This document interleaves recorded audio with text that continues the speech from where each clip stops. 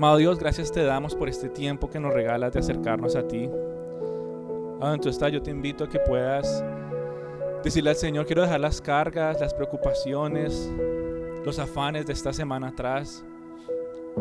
Pues hoy quiero deleitarme en tu palabra. No quiero distraerme con pensamientos, sino así como cantábamos hace un rato, darte toda nuestra atención, no solamente para adorarte, sino también para escuchar tu voz. Y por medio de tu Santo Espíritu queremos pedirte que abras nuestro entendimiento, que sensibilices nuestro corazón y que este mensaje, Señor, llegue a lo más profundo de nuestras almas para que podamos disfrutar de un cambio, Señor, integral en nuestros cuerpos, en nuestra mente, en nuestras emociones, pero más importante, que fortalezca nuestro espíritu. En el nombre de Cristo Jesús. Amén. Bueno, vamos a estar en Mateo capítulo 12, versículo 31. Para los que tienen su Biblia por ahí, vamos a ir buscándolo. Mateo capítulo 12, versículo 31. Y dice: por eso os digo, todo pecado y blasfemia será perdonado a los hombres, pero la blasfemia contra el Espíritu Santo no será perdonada. Estas son las palabras de Jesús, ¿verdad? A un grupo de personas que lo estaban rechazando, un grupo de personas que lo veían hacer todo este tipo de milagros, sanidades, y de repente Jesús los mira y les dice estas palabras: todo pecado y blasfemia será perdonado a los hombres, pero la blasfemia contra el Espíritu no será perdonada. Y este es uno de esos pasajes difíciles de entender, aún más difíciles de aplicar, y quisiera que tuviéramos la disposición y que el Espíritu Santo nos ayude a realmente entender el sentido de este pasaje, que muchas veces se toma de manera superficial, que tal vez puede cargar a las personas de decir: ¿será que lo que yo hice fue blasfemia contra el Espíritu?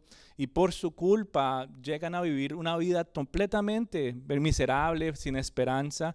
Y por eso en el día de hoy quisiera que pudiéramos entender, número uno, cómo es lo que la Biblia nos habla sobre el perdón de Dios, el verdadero perdón de Dios. Y número dos, qué es lo que realmente significa blasfemar al Espíritu, porque si dice que eso no se perdona, puede empezar a generar temores en tu corazón que tal vez no deberían estar ahí, pero es importante entonces entender este pasaje. Y para eso a mí me gustaría comenzar con una ilustración, porque este es uno de esos pasajes que nos cuesta captar con las palabras que están ahí. Pero imagínate que en tu vecindario hay una persona que trabaja como bombero. Imagínate que esta persona tú la ves todos los días salir de su casa, te saluda, te dice: voy a ir a trabajar. Sabes dónde trabaja y es la estación de bomberos de la ciudad. Cada vez que manejas por ahí lo ves, ¿verdad? Como un bombero con su uniforme listo. De repente tal vez lo ves manejando un camión rojo grande. En otras ocasiones tal vez ves a este mismo hombre yendo a salvar personas, ¿verdad? En diferentes casas que tal vez estén quemando, y lo ves haciendo su trabajo.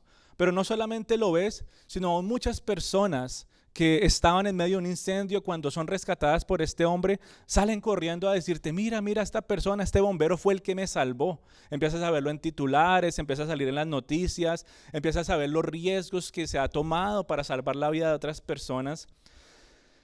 Y pasa el tiempo y de repente tu casa se empieza a incendiar. Y llegan los bomberos y entra este mismo hombre que está en tu vecindario, que lo conoces, que has visto que realmente trabaja como bombero, que lo has visto entrenar, aunque lo has visto en titulares, has escuchado el testimonio de otras personas que los ha rescatado de las llamas.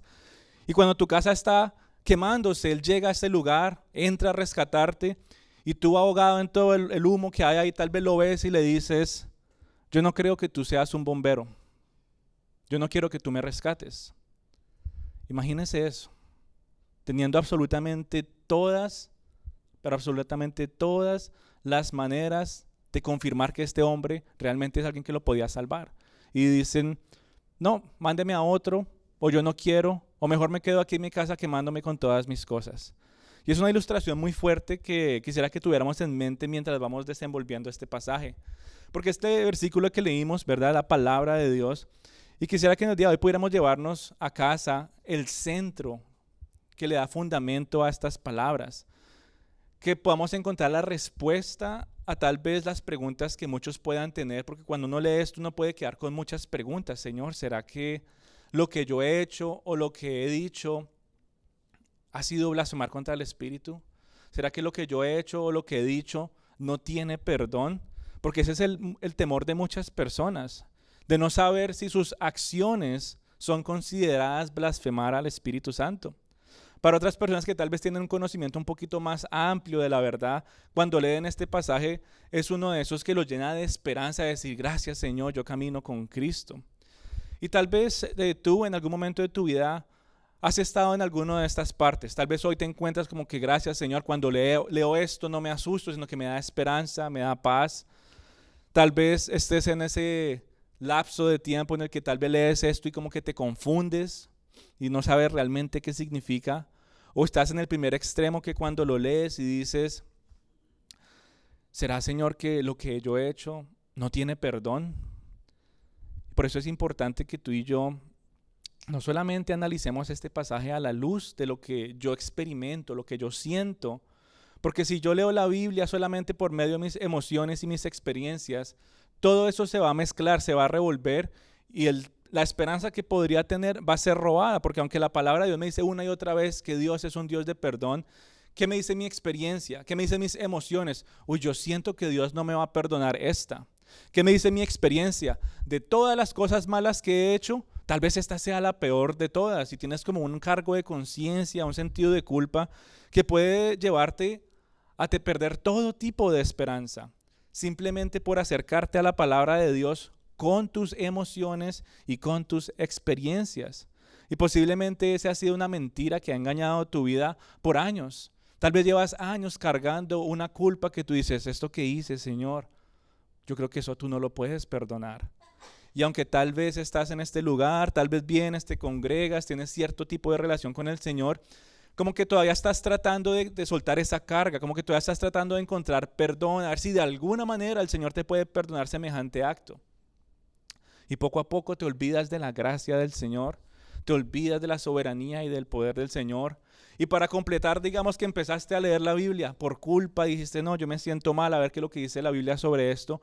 Y supongamos que llegas a este pasaje, imagínate, años con cargas de pensar, uy, lo que yo he hecho no tiene perdón. Imagínate una persona con esa carga, y no sé si ese seas tú en el día de hoy, un año, 5 años, como le pasó al rey David, un año completo con su carga de culpa de matar a su amigo Urías y tomar la esposa de él. Un año de culpa que lo llevó a escribir el Salmo 51. Y yo no sé si en el día de hoy tú te encuentras de esa manera. Un año cargando culpas de cosas que pensaste, ¿será que Dios puede realmente perdonar esto? Tal vez han sido 2, tal vez han sido 5 años, tal vez ha sido casi toda tu vida. Y de repente empiezas a leer este pasaje y dice la Biblia, y blasfemar al Espíritu Santo no tiene perdón. Y eso empezaría a llevarte a ti como a contradecir muchas cosas. Por interpretar mal un pasaje.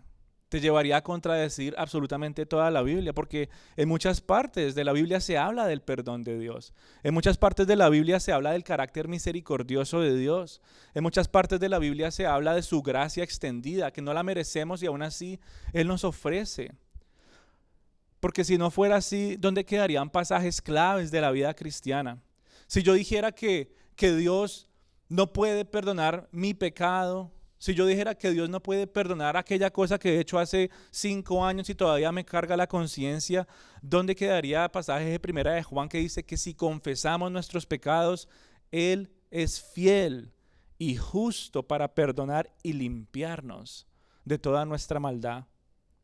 ¿Dónde quedaría Daniel capítulo 9? De nuestro Dios es el tener misericordia y el perdonar, aunque contra Él nos hemos rebelado. ¿Dónde quedarían esos pasajes? ¿Dónde quedaría el Salmo 139:4 que dice, en ti hay perdón? ¿Dónde quedaría el Salmo 86 donde dice, porque tú, Señor, eres bueno y perdonador y grande en misericordia? O sea, la palabra de Dios no se contradice. La palabra de Dios no me puede decir en un lado eso que tú hiciste no tiene perdón y en el otro lado decirme Dios lo perdona todo. No se contradice, pero pareciera cuando tú te acercas a este texto interpretándolo de una manera errónea. Y por eso es importante que podamos entender muy bien las palabras de Jesús y el contexto en el que las está diciendo. Y para poder entenderlo tenemos que dar unos pasitos atrás. Estamos ya en el capítulo 12, ya casi vamos por la mitad de Mateo. Pero a lo largo de estos últimos capítulos hemos visto que Jesús empieza a recibir cierto tipo de acusaciones de los fariseos, ¿verdad? Le hacían acusaciones una y otra vez. Aún después de ver grandes manifestaciones de poder de Jesús, aún después de ver que Jesús trae sanidades, después de haber hecho maravillosos milagros, estos fariseos vienen a seguir acusándolo de varias maneras. Y como que desde el principio del capítulo 11, que empezamos a ver hace unas semanitas, mientras seguimos pasando por el capítulo 12, pareciera que viéramos un conflicto como que va creciendo y va creciendo cada vez más. Y vemos a los fariseos rebelándose como que cada vez más. Antes era con palabras, bueno, en un momento era con pensamientos, después con palabras, después acciones. Empezaron a mostrar la rebeldía total de los fariseos en contra de todo lo que Jesús estaba mostrando ser. Estos fariseos se rebelaban con la palabra y acciones de Jesús, rechazando su amor y rechazando su compasión. Y aún cuando veían que Jesús suplía la necesidad de las personas, ¿qué hacían los fariseos? Lo rechazaban, lo cuestionaban, lo acusaban con muchas cosas, aún viendo las cosas buenas que él estaba haciendo. Y lo veíamos, por ejemplo, en ese pasaje de Mateo 11. Ay de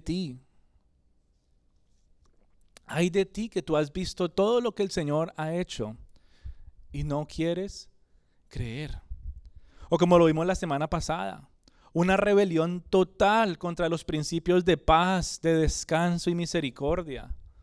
O sea, Jesús venía a traer paz y descanso a las personas y los fariseos, en vez de ver eso como gracia, ¿qué hacían? A acusarlo, a poner cargas sobre las personas, cargas que ni siquiera ellos mismos podían soportar.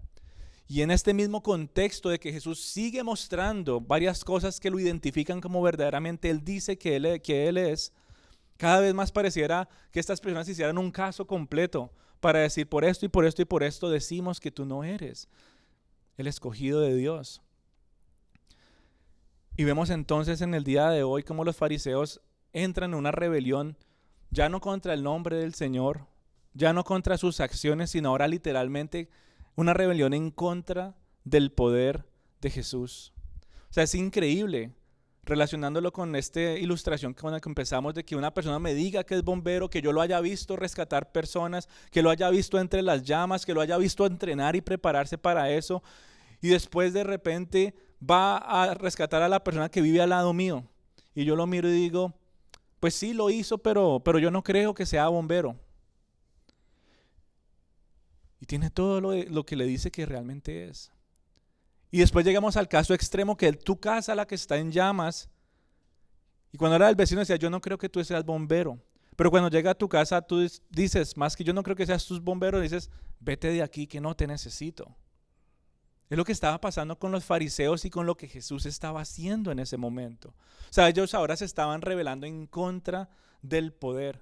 Y es increíble que después de tener tantas pruebas de que Jesús es el Mesías, pruebas escritas por medio de la palabra de Dios, profecías cumplidas que iban a decir de dónde iban a ser, por qué iban a ser en tal momento, qué es lo que iba a ser, de qué genealogía iba a venir, ellos tenían absolutamente todo para decir, escrito está esto y se está cumpliendo. Esta es la persona que estamos esperando. Teniendo esas pruebas, rechazando al escogido por Dios, aún teniendo confirmación y cumplimiento, no solamente de la profecía de que Él iba a venir de ese linaje, sino también de lo que iba a hacer. La Biblia nos habla de todo lo que Jesús iba a venir a hacer aquí en la tierra. Y como hablamos hace unas semanas, que iba a ser escogido por Dios, el que iba a ser el Mesías, iba a venir a darle vista a los ciegos, a sanar a los que estaban sordos, iba a hacer que los cojos saltaran, y ellos, los fariseos, estaban viéndolo cumplirse y aún así decían, ¿será que ese es? No creemos que sea Él. Y después vemos el pasaje que estudiamos la semana pasada, la caña cascada no quebrará y la mecha que humea no apagará. Y empezamos a ver entonces cómo hay un poder especial y una compasión especial por el Señor de estas personas que están completamente quebrantadas, que no tienen propósito, y Él sigue manifestando su poder.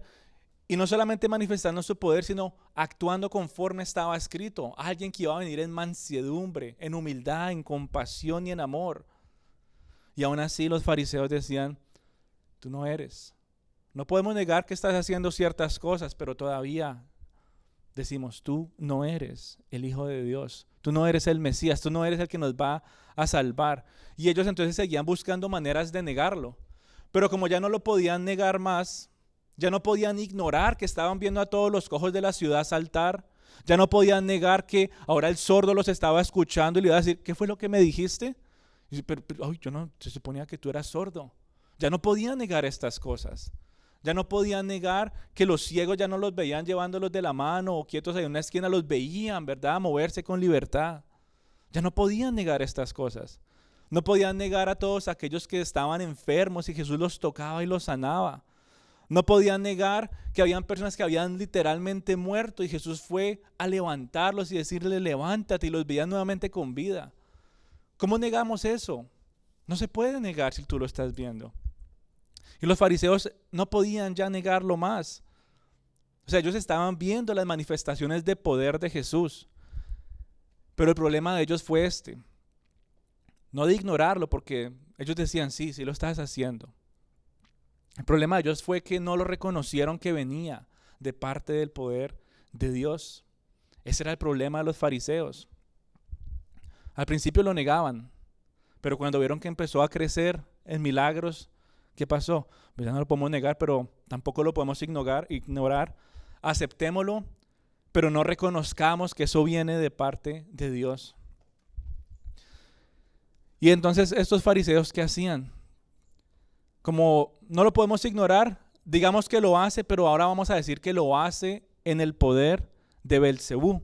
Era lo que ellos decían, está en el versículo 24. Mas los fariseos al oírlo decían, mire la irreverencia con la que le hablan a Jesús. No echa fuera a los demonios, sino por Belcebú, príncipe de los demonios. Qué irreverencia presentarse ante Jesús de esa manera y decirle, Qué tristeza ver personas que llevan años en la fe y cuando se les habla de Jesús lo ven como un que han visto grandes manifestaciones del amor del Señor y lo tratan como Imagínate en una relación que tú tengas de amor con tus padres, con tus hijos, con tu cónyuge, y los vas tal vez a presentar ante los demás. Tengo a ¿Cómo te sentirías tú? ¿Dónde estaría verdaderamente el amor? Un mejor amigo que lo presenten. Ahí está ese. O sea, hay reverencia, hay falta de respeto. Pero así eran los fariseos. Y dicen, solamente hace lo que hace por el poder de Belcebú. Este término Belcebú es un nombre derivado de Baal. Los que han leído el Antiguo Testamento saben que había muchos dioses falsos, muchos ídolos, y uno de los más que, por decirlo así, llegaba a la superficie y muchas personas adoraban era Baal. Era un dios de los filisteos, no era el verdadero Dios. Decía el Señor, dioses falsos, ídolos que tallan en madera y piedra, que no ven, que no oyen y que no sienten, no hablan. Y él los trataba de esa manera. Ustedes no se dan cuenta que están adorando a un Dios falso. Y ese término Baal empezó a crecer dentro de la comunidad, no solamente en Israel, sino otras ciudades que rodeaban el área. Y uno de estos nombres que se le dio a uno de estos dioses fue Baal-Zebub. Baal-Zebub era un ídolo de los ecronitas que aparecen precisamente en el Antiguo Testamento. Porque en Números solamente se nos habla de Baal y solamente hay uno, supuestamente. Pero vemos que ellos empiezan a atribuirle diferentes, poderes a estos demonios, a estos ídolos, y empiezan a darle como un apodo, por decirlo así, o un apellido. Y a le pusieron Baal-Zebub, que supuestamente daba sanidades. Y lo vemos entonces en 2 de Reyes capítulo 1, cuando el profeta Elías llama la atención al rey Ocosías. El rey Ocosías estaba enfermo y dice, yo quiero ir a consultar a Belcebú para ser sano. Imagínense, el rey de Israel, el que tiene al Dios poderoso y no cree que lo puede sanar, va y busca poderes demoníacos, poderes de ídolos falsos. Y Elías le dice, ¿acaso no hay Dios en Israel que vais a consultar a Belcebú, dios de Ecrón? Y lo confronta con esa pregunta. Y es uno de los pocos pasajes donde se habla específicamente de este Dios falso, Belcebú. Dice la historia en Segunda de Reyes que después de eso, Ocosías se murió. No pudo llegar a tener su fe en Dios. Tenía que buscar otras cosas. Pero el punto es que este término Belcebú entonces no era nuevo. Ya venía de tiempo atrás. Era un ídolo pagano que llegó a ser relacionado con todo lo que es suciedad, a un ídolo pagano que llegó a ser relacionado con todo lo que es la inmundicia. Y otro nombre que tal vez tú lo conoces más común en español es el Señor de las Moscas. No sé si tú has escuchado ese término dentro de círculos ocultistas. El Señor de las Moscas es Belcebú. Tal vez no lo conoces ni por Belcebú, tal vez no lo conoces como el Señor de la inmundicia, tal vez no lo conoces como el Señor de las moscas, pero estoy plenamente convencido que lo conoces con su nombre más común y es Satanás. En otras palabras, los fariseos estaban diciendo: Jesús, tú estás haciendo todas estas cosas, no lo podemos negar, estás haciendo algo, pero ese poder solamente puede venir del diablo.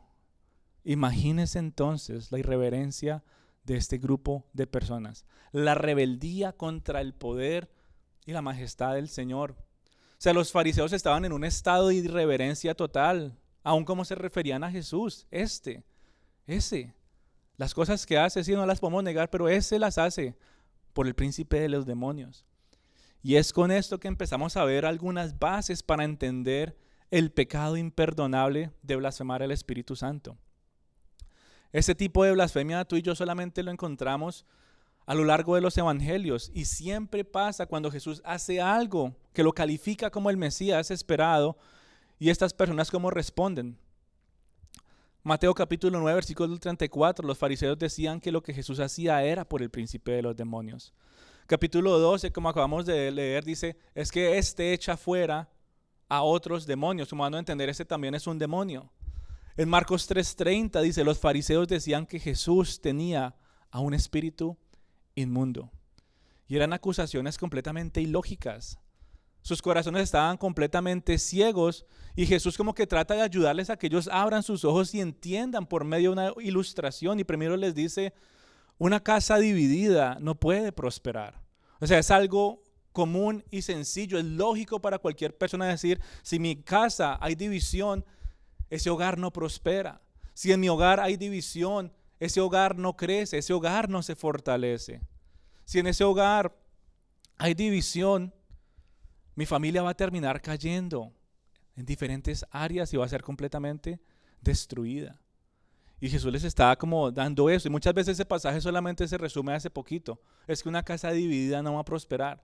Pero es una ilustración que Jesús estaba dando para darle peso a lo que está tratando de debatirle a los fariseos. Luego él dice que un reino dividido no puede prosperar. Y ponlo tú en el contexto en el que tú estás, en tu trabajo. Si en tu trabajo hay división, ¿será que ese trabajo prospera? ¿Será que en ese trabajo las cosas se dan bien? ¿O poco a poco las cosas como que empiezan a derrumbarse? O tal vez ha pasado en tu hogar que has llegado a experimentar división y poco a poco las cosas parecieran caerse. O sea, es ilógico que Satanás enviara a Jesús a hacer cosas porque es como si estuviera diciendo, ve y destruye mi reino de las tinieblas. Era lo que Jesús quería que ellos entendieran. Por eso él usa esta ilustración.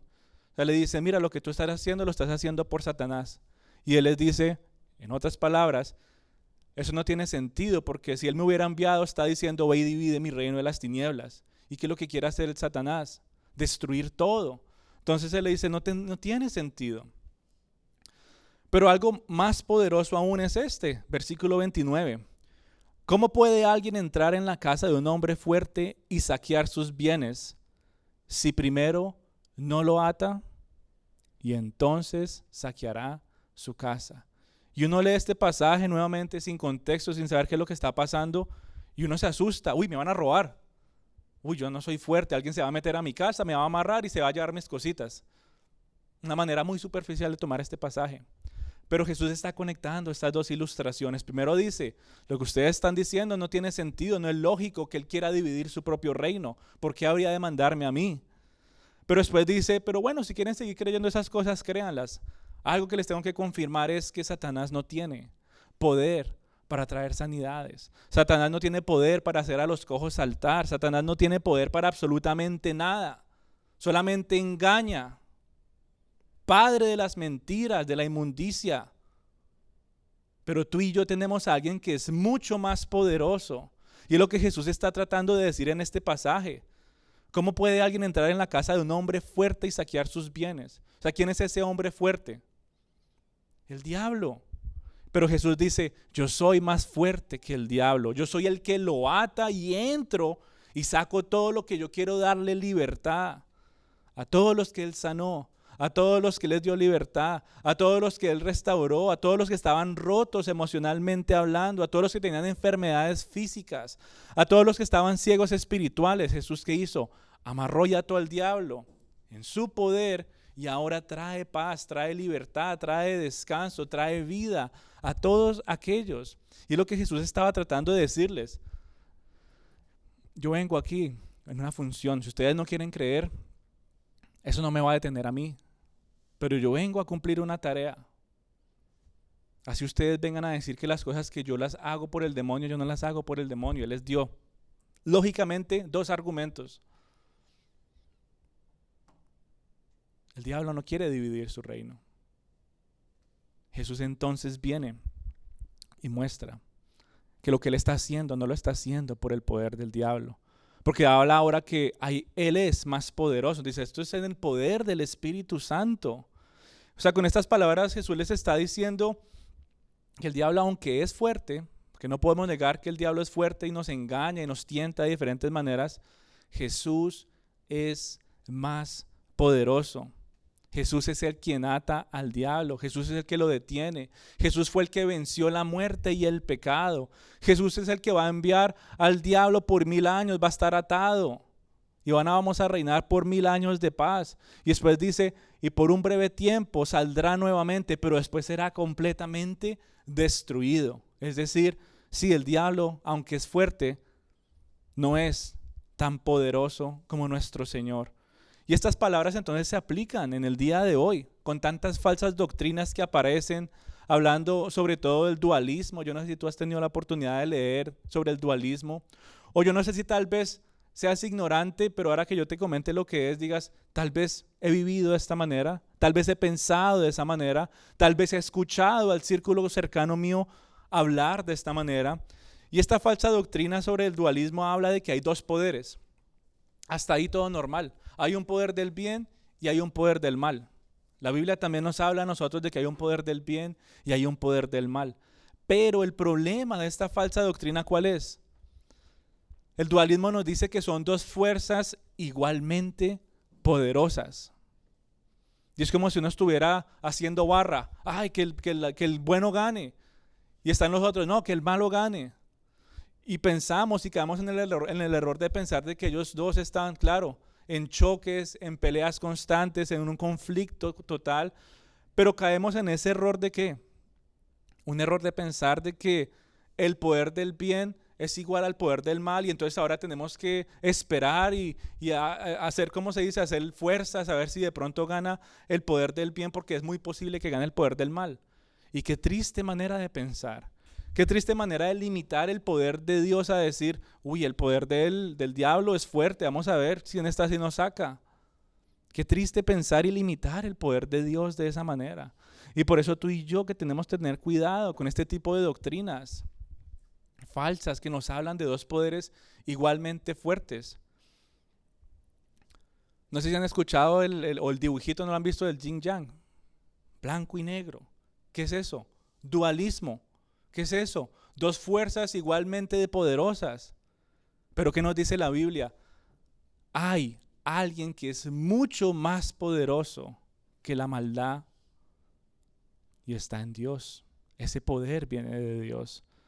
Y muchos en el día de hoy entonces viven engañados con esa mentira, hasta acobardados pensando que el diablo tiene el mismo poder que nuestro Señor, ¿verdad? Andan con un susto, andan como todos ansiosos, andan ahí como todos, uy, ¿será que de esta sí me salva Dios?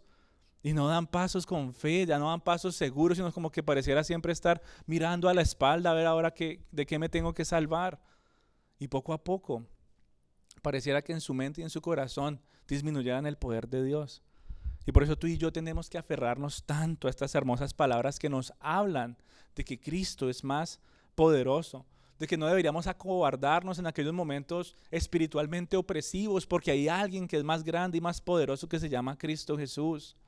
Y por eso la Biblia entonces nos muestra a nosotros la supremacía y el poder que tiene nuestro Señor.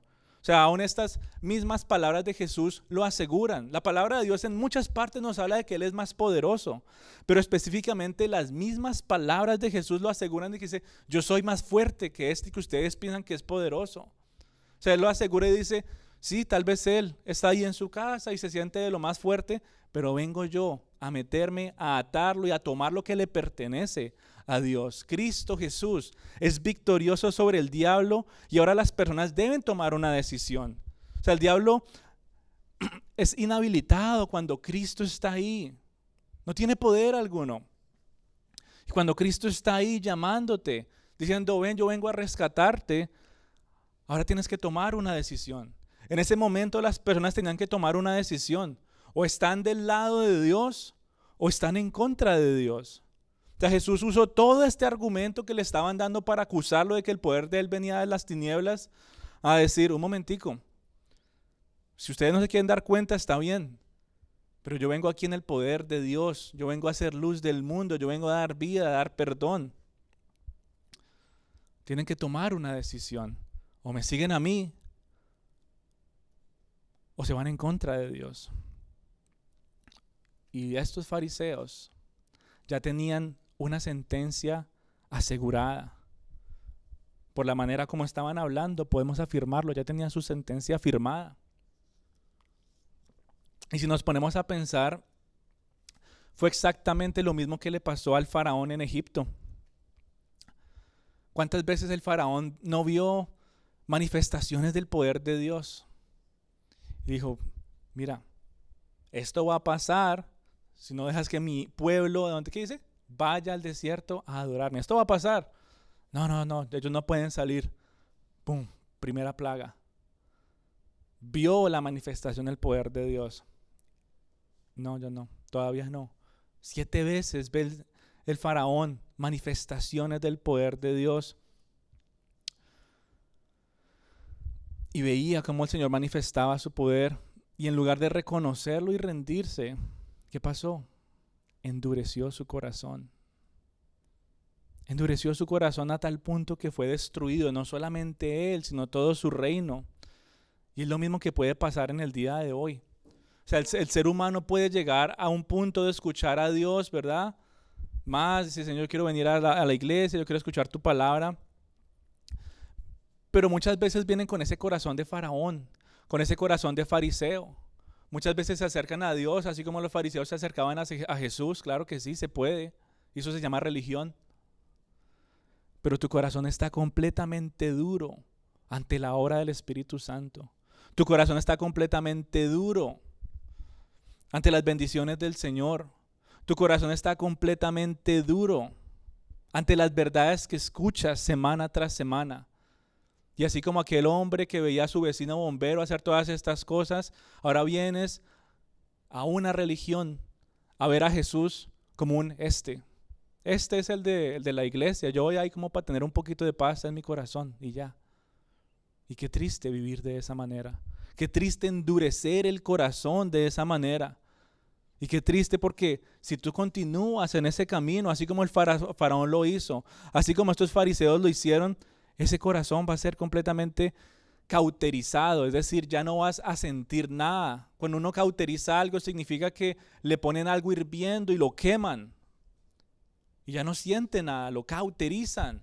Y dice Romanos que la conciencia de muchos va a ser cauterizada. ¿Por qué? Porque han tenido todas estas pruebas y dicen, yo no quiero a este. Qué tristeza. Conciencia cauterizada, un corazón cauterizado, como el de aquella persona que está en su casa en incendios. Conciencia y corazón cauterizado, yo no quiero a ese bombero. Yo prefiero quemarme. Es lo que está diciendo en otras palabras. Un corazón cada vez más duro como una roca. Y viene la palabra de Dios, y sí, la palabra de Dios dice que viene como cincel a romper el corazón muchas veces, pero ya va a llegar un momento en el que Dios dice, ¿cuántas veces he tratado de romper la piedra de ese corazón y aún así ellos no quieren aceptar? O como decimos en nuestra iglesia a veces, Dios obra o con pincel o con cincel. Y hay veces que está formando nuestros corazones con un pincel, con delicadeza, con ternura, con amor. Pero hay otros momentos que tienen que venir con el cincel y darle duro al corazón. Porque muchas veces nos negamos y rechazamos las grandes verdades del Señor. Y lo hace por amor, porque Él quiere que no nos mantengamos cegados. Lo hace por amor porque Él no quiere que nos perdamos. Y yo sé que duele que el Señor a veces venga con cincel a quebrar tu corazón. Pero es que eso es lo que hace la palabra de Dios. Pero qué bonito que después de que ese corazón es golpeado con cincel, después es formado con un cincel, con un pincel, con delicadeza, con precisión, con propósito. Pero si tú no quieres eso, muy seguramente entonces tu corazón va a seguir endureciéndose como el de una roca. Y no solamente se va a endurecer, se va a volver insensible, se va a enfriar, no solamente contra Dios, sino se va a enfriar en contra de las personas que están a tu alrededor. Vas a empezar a hacerte preguntas como que, pues sí, yo la amo o yo lo amo, pero ¿por qué actúo de esta manera? ¿Por qué mi corazón está frío hacia la otra persona? Porque descuidaste tu relación con Dios. Porque tu corazón está frío con el Señor. Porque tu corazón está duro con Dios. Ahora todas tus otras relaciones duras y frías.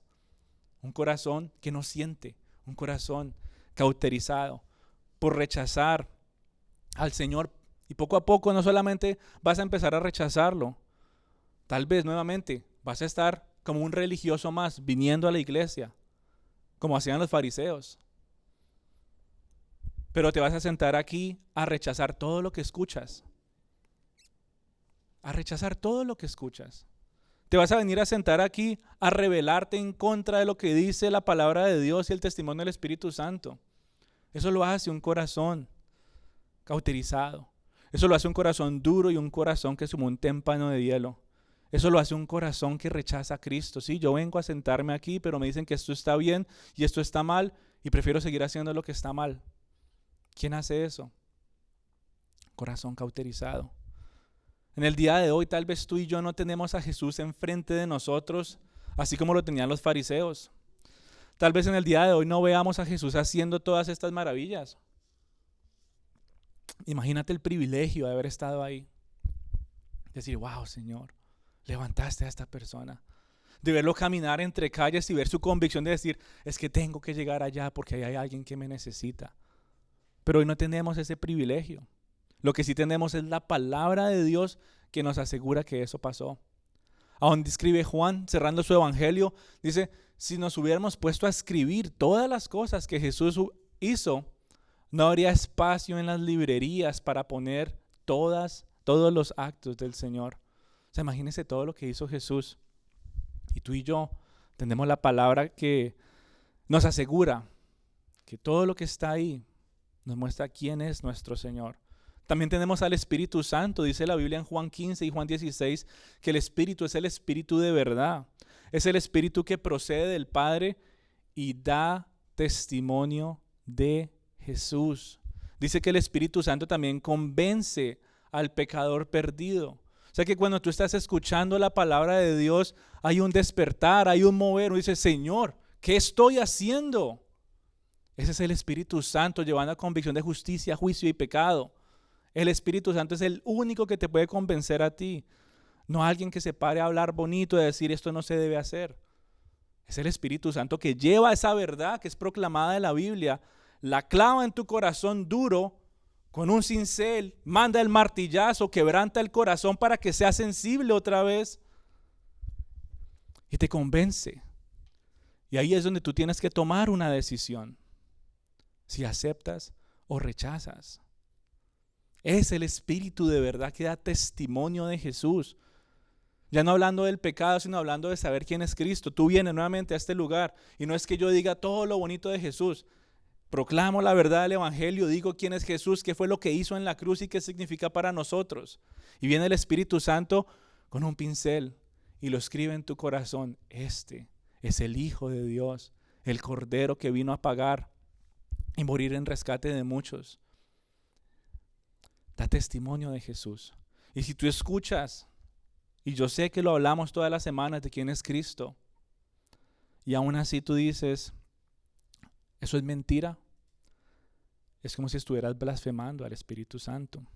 Y con esto empezamos a tener un poquito más de contexto de lo que realmente significa este pasaje del pecado imperdonable.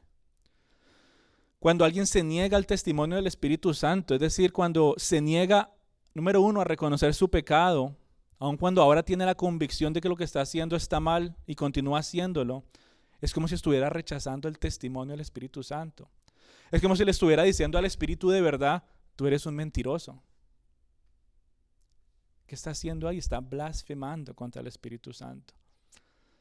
Yo no sé cuántas veces tú has escuchado un mensaje que habla directamente a tu condición en el día de hoy. Y dices, sí, Señor, eso está mal, voy a dejarlo de hacer. Por lo peor que tú te puedas imaginar que haya sido. Y el Señor lo puede perdonar. Pero si escuchas ese mismo mensaje y tu reacción es, eso debe ser mentira, yo voy a seguir haciendo lo que yo quiero hacer. ¿Qué estás haciendo? Blasfemando, diciendo, el Espíritu de verdad es un mentiroso. En otras palabras, estás cometiendo el pecado imperdonable de rechazar a Cristo. En el día de hoy las personas son expuestas al mensaje del Evangelio. Y es el Evangelio de Cristo, palabra fiel es esta, ¿verdad? La que decía Pablo, que Cristo Jesús vino a perdonar nuestros pecados. Y cuando tú escuchas ese Evangelio de que Cristo vino a este mundo, nació de una virgen, cuando escuchas el Evangelio de que Cristo llevó una vida perfecta, de que cumplió todo lo que tú no pudiste cumplir para agradar a Dios, después de que fue al madero a pagar tu condena porque venía un juicio sobre tu vida, y que no solamente murió en el madero, sino que lo bajaron y lo pusieron en una tumba y estuvo ahí 3 días. Cuando escuchas de que después de esos 3 días Él resucitó, cuando escuchas de que después de que Él resucitó estuvo aquí 40 días y después ascendió a los cielos, y el Espíritu Santo te lleva a tener convicción de que ese testimonio es verdad, puede haber un cambio en tu corazón. Pero si dices, eso es mentira, eso debe ser un engaño, y aún así te sigues congregando y sigues viniendo, es como si estuvieras rechazando la verdad de que Jesús es el Mesías. Es como si estuvieras rechazando la verdad de que Jesús es el Hijo de Dios. Es como si estuvieras rechazando y diciendo que es mentiras, que el Cordero vino a quitar el pecado del mundo. Y eso se considera una blasfemia. En otras palabras, la blasfemia de la cual se habla aquí es tener una convicción total de decir que Jesús es malo, que todo lo que hace no viene de Dios, de quitarle su divinidad y de llevarlo a un nivel inferior. Y tal vez muchos en el día de hoy no digan, eso viene de las tinieblas. Sí, porque ya ahora la gente ha dejado a un lado esa parte, ¿verdad? De las tinieblas, de la oscuridad, de lo malo, del diablo, porque les da miedo hablar del diablo. Pero usas otros términos. Eso fue casualidad. En vez de atribuirle eso a Dios y a Cristo y a su Santo Espíritu. Eso fue casualidad. Eso fue casualidad que me hablaran de ese tal Jesús. Pero yo todavía no creo. Lo que pasa en el día de hoy. Es casualidad que esa enfermedad, se haya sanado esa enfermedad. Qué buenos doctores. Es una casualidad. ¿Qué estás haciendo? Quitándole el poder a Cristo, quitándole su divinidad, llevándolo a nivel inferior. O sea, como los fariseos, no puedo negar que esta persona se sanó. No puedo negar que escuché algo que cautivó mi corazón, pero no, eso debe ser mentira. Otros tal vez dan un paso más adelantado y dicen, bueno, sí, puede que sea verdad lo que me están diciendo, pero yo no creo que Él me pueda salvar de mis pecados. ¿Qué hace una persona religiosa? Viene aquí, se siente y dice, sí, hablan de Jesús, es un buen maestro, me puede enseñar a cómo dar mis pasos en mis días. Sí, Jesús es una persona que habla bonito, me puede ayudar aquí y allá, pero al punto que me salve y me lleva al cielo, eso yo no lo creo. Y así hay muchas iglesias en el día de hoy, posiblemente llenas de religiosos fariseos modernos que ven a Jesús de esa manera. Lo rechazan como Señor y Salvador. Y es lo que Él debería hacer para nosotros. Más que un maestro, más que un profeta, como otras religiones dicen, debe ser tu Señor y Salvador. Y con todo esto en mente, entonces como que vamos conectando estos últimos 3 capítulos con este versículo del día de hoy. ¿Cuál es entonces el pecado imperdonable?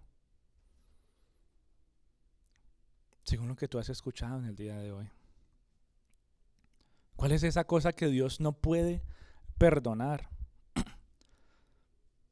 ¿Serán tus mentiras? ¿Será tu lascivia? ¿Será tu desobediencia?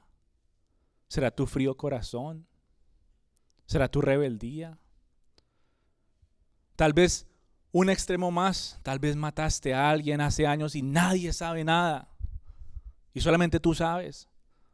¿Será que Dios puede perdonar eso? O sea, yo no sé qué es lo que cargue tu conciencia en el día de hoy. Yo no lo sé.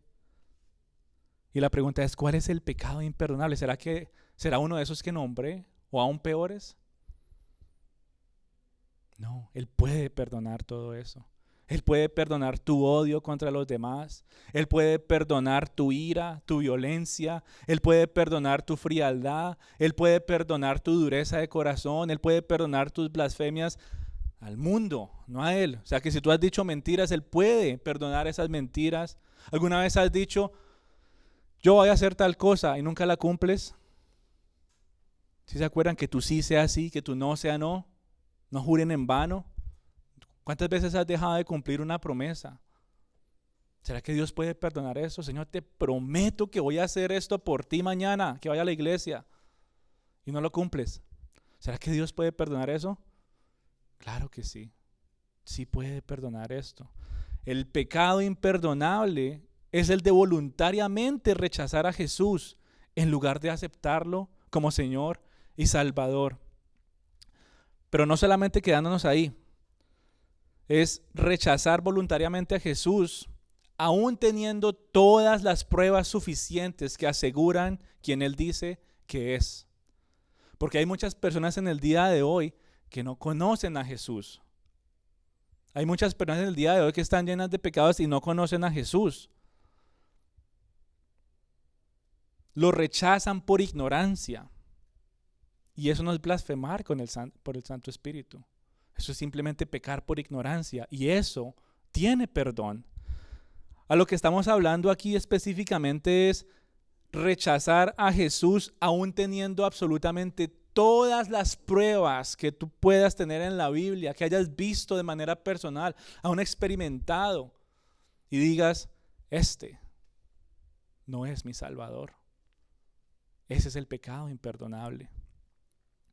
Volviendo a la ilustración de aquel bombero, una persona que tenía todas las pruebas suficientes que aseguraban que él podía rescatar a alguien de entre las llamas. Y llega a tu casa y te dice, ven, vine a salvarte.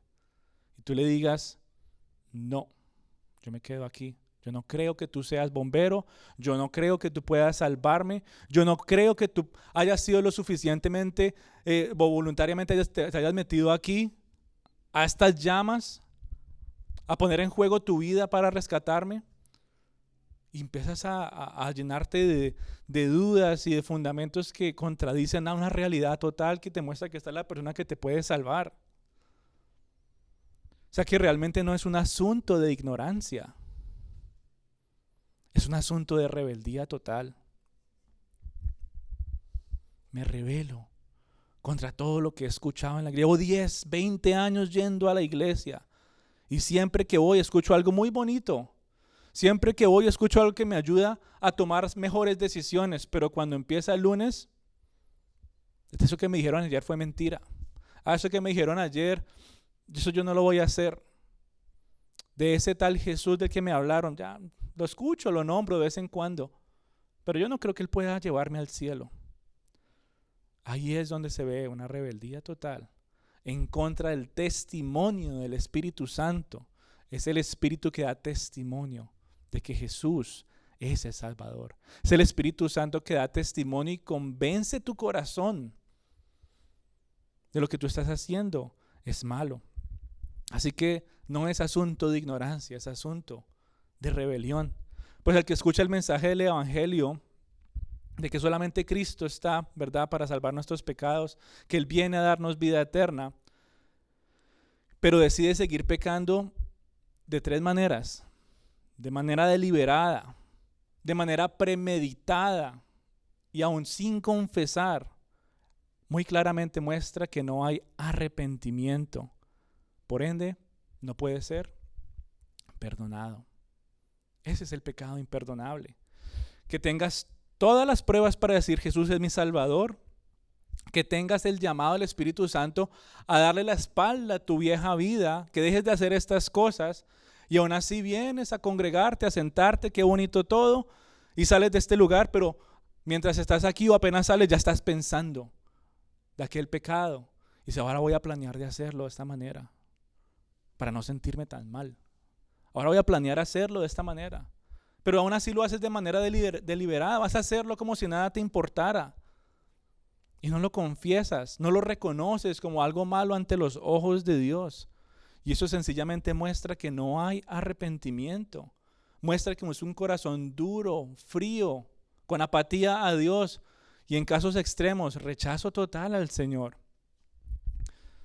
Como dice Hebreos 6:4. Porque en el caso de los que fueron una vez iluminados, que probaron don celestial y fueron hechos partícipes del Espíritu Santo, que gustaron la buena palabra de Dios y los poderes del siglo venidero, pero después cayeron, es imposible renovarlos otra vez para arrepentimiento, puesto que de nuevo crucificaron para sí mismos al Hijo de Dios y lo exponen a vergüenza pública. Qué triste ver a muchas personas actuar de esa manera. Personas que han sido expuestas a la palabra de Dios por medio de la predicación. Personas a las que se les ha explicado del perdón, de la gracia, se les ha explicado del arrepentimiento, se les ha explicado de cómo recibieron perdón por gracia de manera inmerecida. Personas que aún llegaron a ver milagros del Señor. Personas que llegaron a experimentar sanidades, porque en el día de hoy el Señor sigue haciendo grandes cosas. Pero siguen pecando, ignorando o sin importarles las consecuencias. Este pasaje es para ese tipo de personas. Este pasaje es para aquellos que han escuchado la predicación del Evangelio, entienden qué es el perdón, qué es la gracia, entienden la necesidad del arrepentimiento, entienden quién es Jesús. Han experimentado la bondad, bendiciones del Señor incluso, pero siguen pecando, premeditando qué hacer, sin importarles las consecuencias de sus acciones. En otras palabras, rechazan a Cristo y su sacrificio en la cruz. Y lo único que es de esperar, como dice Hebreos 6:26 al 27, porque si continuamos pecando deliberadamente, después de haber recibido el conocimiento de la verdad, ya no queda sacrificio alguno por los pecados, sino cierta horrenda expectación de juicio y la furia de un fuego que da de consumir a los adversarios. ¿Cuánto mayor castigo pensáis que merecerá el que ha pisoteado al Hijo de Dios y ha considerado inmunda la sangre del pacto, la cual nos hizo santos como si fuera vulgar e inmundo? Y han insultado y ha despreciado al Espíritu Santo que nos trae la misericordia de Dios. Si el mensaje de Cristo no ha sido proclamado en tu vida, si nunca has escuchado de Jesús, si nunca has abierto tu Biblia y has pecado por ignorancia, sin saber la paga del pecado, si nadie te dijo a ti que la paga del pecado es la muerte, si nadie te dijo a ti que Dios puede ofrecer perdón por medio de la obra de Cristo en la cruz, las palabras de Jesús en el madero son para ti. Padre, perdónalos. ¿Por qué? ¿Sí se acuerdan? Porque no saben lo que hacen. Pero si tú eres un religioso más, si tú eres un fariseo más que viene a la iglesia domingo tras domingo y sigues actuando como vivías antes, tú ya sabes qué es lo que estás haciendo. Y muchas veces se amarran a este versículo. Es que yo no sé. Padre, perdónalos porque no saben lo que hacen. No, discúlpame, pero tú ya sabes qué es lo que estás haciendo. Discúlpame, tú ya sabes, has escuchado, se te ha hablado, se te ha mostrado en miles partes de la Escritura. Y tu corazón está como el del fariseo. Tu corazón está como el del faraón en Egipto. Si tú has escuchado y conoces la verdad de Dios y aún así lo sigues rechazando como Señor y Salvador, blasfemia contra el Espíritu Santo es. En pocas palabras, Dios puede perdonar todos los pecados. Todos los pecados. Lo único que no va a perdonar es el rechazo de su Hijo cuando el Espíritu Santo te lleva a entender quién es Jesús. Grave es tu pecado, claro que sí. Grave es lo que sabes que estás haciendo, pero preciosa es la sangre de Cristo que te puede rescatar. Y lo único que haces es decir, no, yo no quiero eso.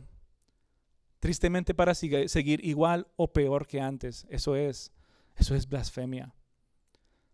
Pero si tú entiendes del perdón de Dios, si entiendes que este pasaje nos está dando no solamente a entender ese rechazo que muchos le dan, sino que también que Dios puede perdonar absolutamente todo, entonces hay esperanza para ti. Si tu deseo es buscar perdón en Cristo, aun cuando algunas veces caigas en pecados y quieras poner tu confianza en Él, eso me muestra muy claramente que entonces no has cometido un pecado imperdonable. No lo has cometido.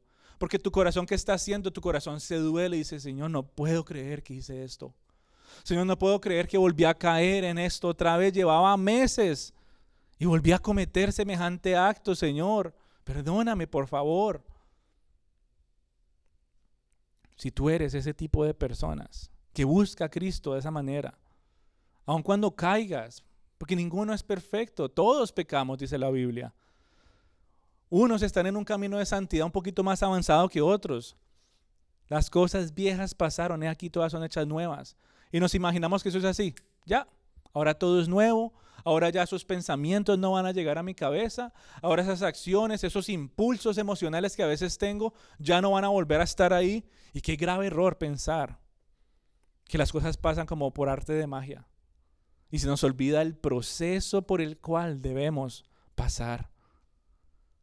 Pero si tú eres el que dice, Señor, perdóname, quiero buscarte, Señor, una vez más, he caído nuevamente, pero confío en ti, tú eres el que me has salvado y quiero que me ayudes a dejar esto atrás, por lo peor que haya sido. Así todo el resto del mundo te diga que no te quiere perdonar, así el resto del mundo te diga que tú lo que hiciste fue lo peor de lo peor. Viene Cristo Jesús a decirte, si tú pones tu confianza en mí, si tú reconoces que yo te puedo perdonar y llevar al cielo, entonces no has cometido un pecado imperdonable, porque te dueles de tus acciones.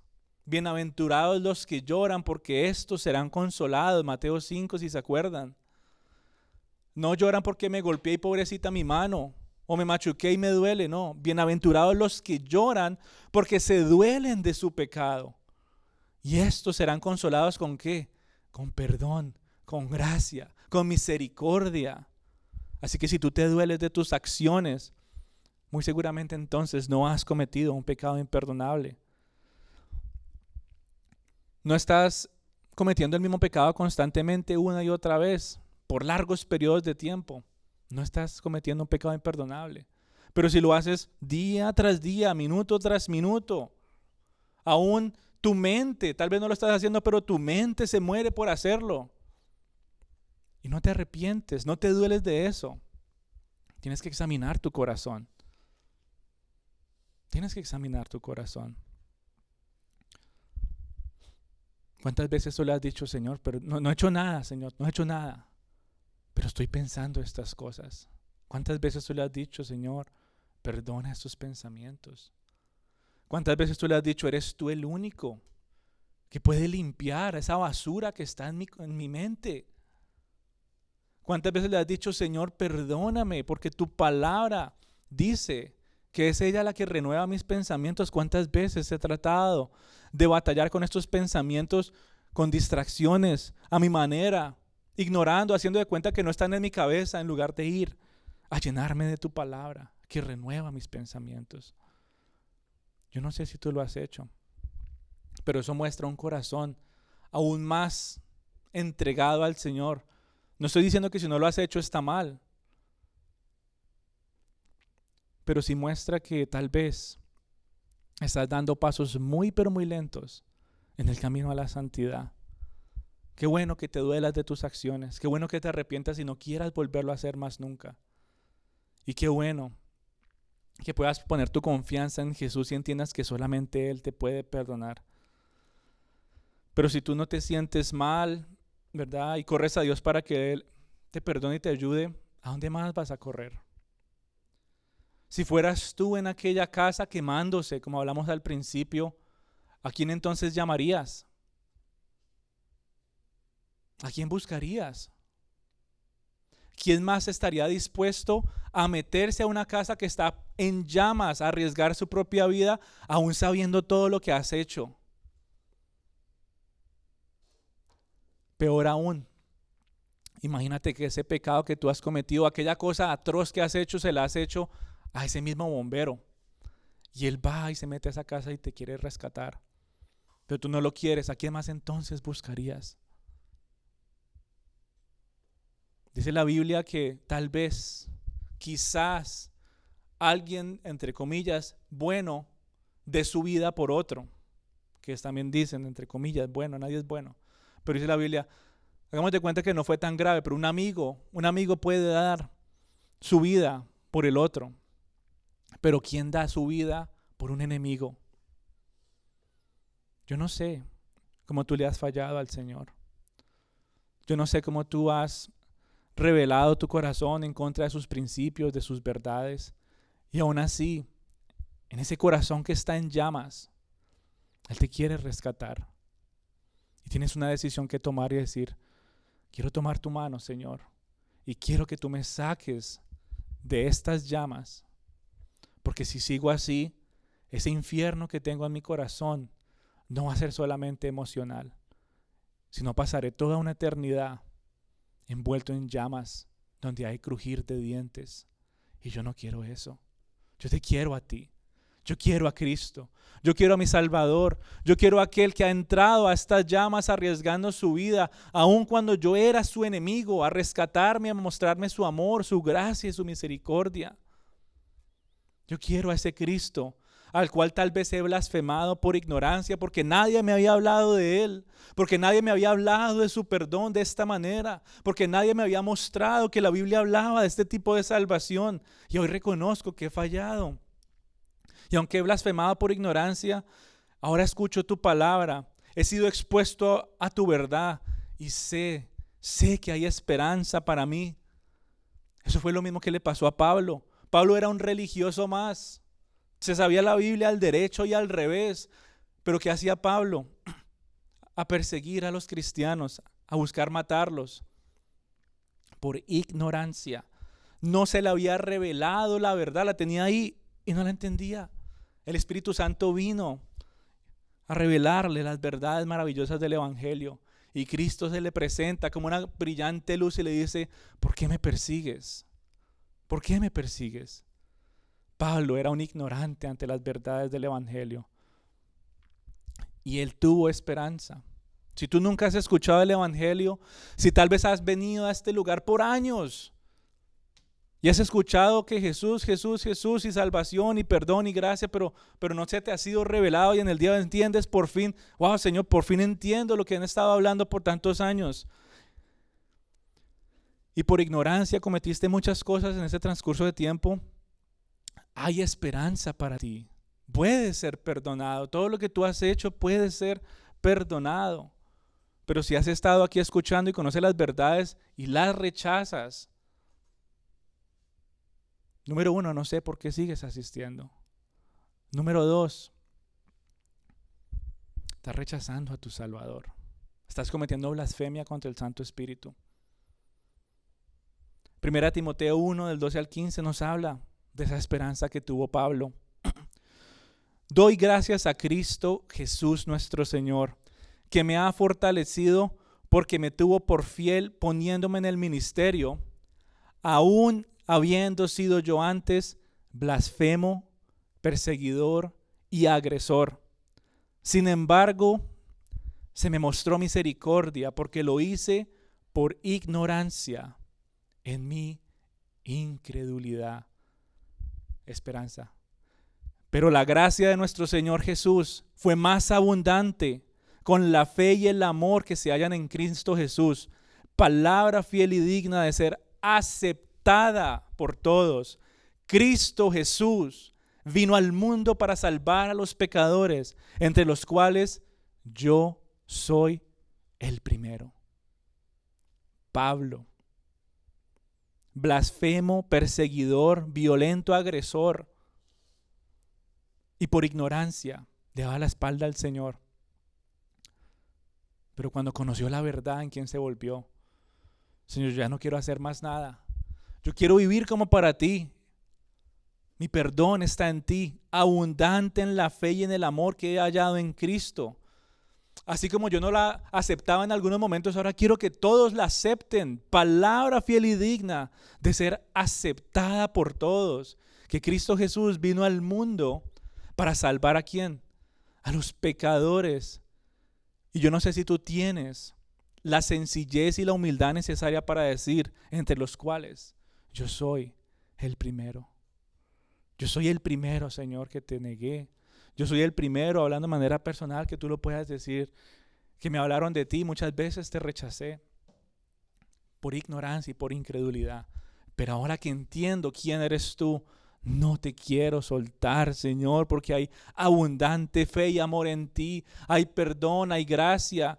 Gracias porque ahora puedo, Señor, presentarte mi corazón sabiendo que como fiel artesano, Señor, puedes sacar ese cincel y empiezas, Señor, a limar asperezas. Empiezas a hacer algo hermoso en mí. Sacas después ese pincel para darle las retocadas especiales y ahora mi corazón, Señor, se presenta en agradecimiento, en adoración, en alabanza. Ahora de mí, Señor, brota constante alegría, gozo. De mí brota, Señor, un corazón que no quiere callar de decir de tus grandes maravillas y bondades. Esa, mi querida familia, es la verdad a proclamar. Así muchas personas la quieran rechazar. Esa es la verdad a creer y vivir. Así muchos no lo quieran creer y no lo quieran vivir. Esa es la verdad a compartir a los demás. Así muchos no la quieran escuchar. Nadie hace esto en vano. Nadie lo hace en vano. Tú y yo tenemos una plena seguridad de que en Cristo Jesús no hay ni maldad ni oscuridad. Tenemos plena seguridad que Él no se quiere aprovechar de nosotros, sino que Él quiere lo mejor para nosotros. Y tal vez tú estás aquí de esa manera. Señor, sí reconozco que tú eres mi Salvador. Aunque muchas veces decido volver a lo que hacía antes. Tal vez no tan frecuentemente como lo hacía. Pero no puedo negar que vuelvo a caer, Señor, en estas cosas. Y que tú puedas decirle al Señor con toda libertad y con voluntad propia, decirle, Señor, saca tu cincel porque lo necesito. Que así como hablamos la semana pasada, Señor, mi mecha se está apagando. Me estoy ahogando con ese humo en mi mecha y mi testimonio en mi vida espiritual que ya no brilla como antes. Me estoy ahogando y huele a feo ese humo en mi espíritu. Pero te necesito a ti para que vuelvas a reavivar esa llama. Te necesito a ti, Señor, porque en ti está mi seguridad. Tú eres mi gozo. Que el pasaje cuando los discípulos fueron a compartirle a muchas personas que Jesús los mandó de 2 en 2 y después volvieron todos alegres a contar todo lo que habían hecho y enseñado, dice Marcos. Y Jesús les dice, no se alegren por haber visto sanidades, no se alegren porque ahora los demonios se espantan de ustedes, no se alegren de estas cosas. Si han de alegrarse, alégrense que el nombre de cada uno de ustedes está escrito en el libro de la vida. Y si tu nombre está escrito en el libro de la vida, es porque te has arrepentido genuinamente, Es porque le has dado la espalda a tu pecado y has dicho, yo ya no quiero volver a hacer eso. Es porque has entendido que solamente en Cristo Jesús hay salvación. Es porque has entendido que solamente ese perdón lo has obtenido cuando Cristo derramó toda esa sangre por ti. Y ahora no hay nada más que tú quieras proclamar. Es lo único que quieres compartir a las personas. Característica número 1 de una persona que realmente se ha consagrado para el Señor. Es algo en lo que crees todos los días, no solamente una vez a la semana. Es lo que lleva tu estilo de vida día tras día y te lleva a vivir con una convicción clara y perfecta. Ya no hay dudas, hay claridad, sabes qué decisiones que tienes que tomar. Hay una constante, un propósito en tu corazón de buscarle al Señor para adorarle todas las mañanas. De dejar a un lado las distracciones y decirle, Señor, yo solamente te quiero a ti. Te quiero a ti, mi Señor. Y es la verdad que me lleva a vivir. Y aún muchos se dan cuenta que ahora yo soy aquel que va de la mano de aquel bombero que me rescató. Y quiero compartirle a todos los demás cómo y de dónde me sacó. Así como tal vez uno me contó una vez que su casa también estaba en llamas y él entró a rescatarlo. Que yo sea uno más que cuente a los demás, mi corazón estaba en llamas. Mi ser estaba al borde, al abismo de las profundidades del infierno. Sentía ya el calor, sentía ya las garras. Pero vino uno a rescatarme. Vino uno a darme vida. Y hoy tengo la plena seguridad que todo, absolutamente todo lo que hace, lo hace porque Él es bueno, porque es bondadoso, porque es misericordioso. No porque sea alguien maldadoso y lleno de oscuridad. Mi Señor es un Dios de gloria. Mi Señor es un Señor de luz, luz gloriosa, de verdad, de majestad y de paz. Él es más poderoso que las fuerzas del mal y es poderoso no solamente para vencer al diablo, es poderoso para salvarme. Porque yo pensé que lo que yo estaba haciendo, nadie se iba a acercar, pero vino alguien que es más poderoso a rescatarme, a salvarme, y ese se llama Jesús. Sea cual sea el pecado que te carga la conciencia, tienes la plena seguridad que Dios lo perdona siempre y cuando aceptes a Cristo como Salvador, autor y consumador de tu fe, en lugar de darle la espalda después de entender quién es Él. No le des la espalda al Señor, hijito. No le des la espalda a aquel que arriesgó, y ni siquiera arriesgó, entregó su propia vida por ti. Y qué bonito terminar este mensaje con aquel salmo de gloria, un himno muy viejo que dice: no rechaces su llamada, abre ya tu corazón. Él te ofrece paz, consuelo y perfecta salvación. Él te ama con ternura, en la cruz lo demostró, pues allí por tu pecado pura sangre derramó. Con afán Jesús te busca, cual amante y fiel pastor, mientras vagas extraviado por las sendas del error.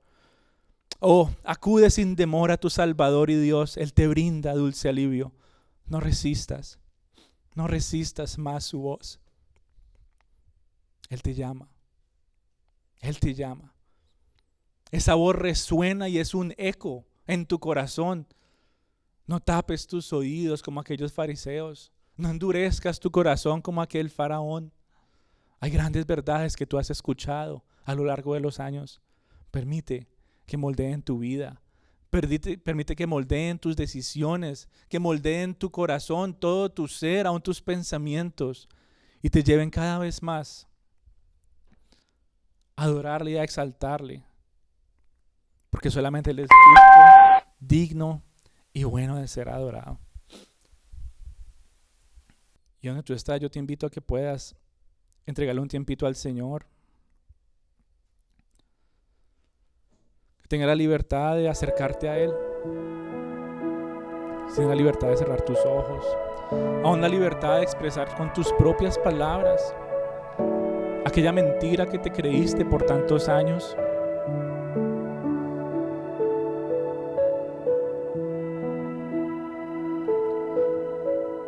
Dile: Señor, pensaba que lo que yo había hecho no tenía perdón.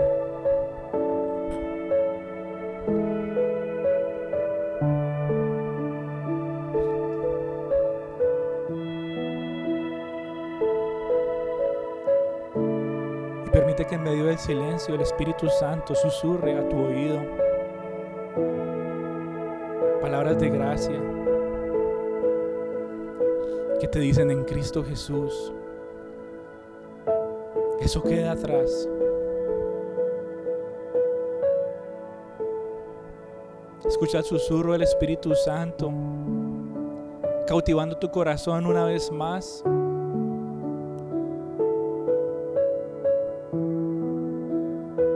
Dile: Señor, quiero que mi amor por ti vuelva a crecer, así como aquel primer día que me miraste a los ojos y me sacaste de esa casa en llamas.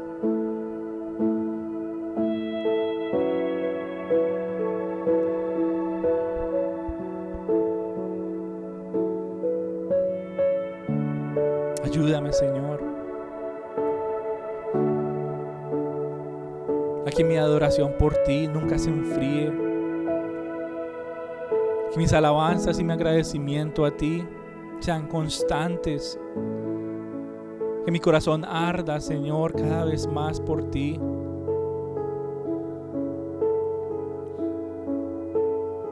Y si tú tal vez nunca habías escuchado la verdad del Señor con claridad, tal vez habías escuchado de Jesús, tal vez habías escuchado de la cruz, pero no conectabas las ideas, no sabías realmente qué entendía. Tal vez llegaste a ser un religioso más que escuchabas mensajes, pero no entendías que había perdón para ese pecado, el cual consumía tu conciencia. Dile: Señor, ya no soy ignorante, ahora sé. He probado de tu gracia, he probado de tu misericordia, he podido entender de tu perdón. Y hoy, Señor, mi corazón anhela tu pronta venida,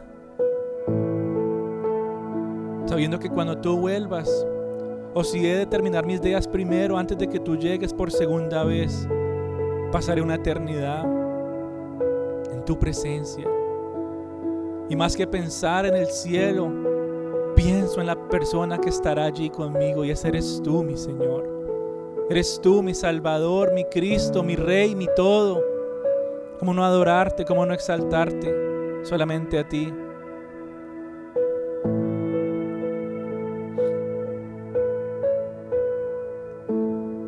Descarga tu corazón en esta mañana. Dile: gracias, Señor, porque nunca le había confesado estos pensamientos a alguien más.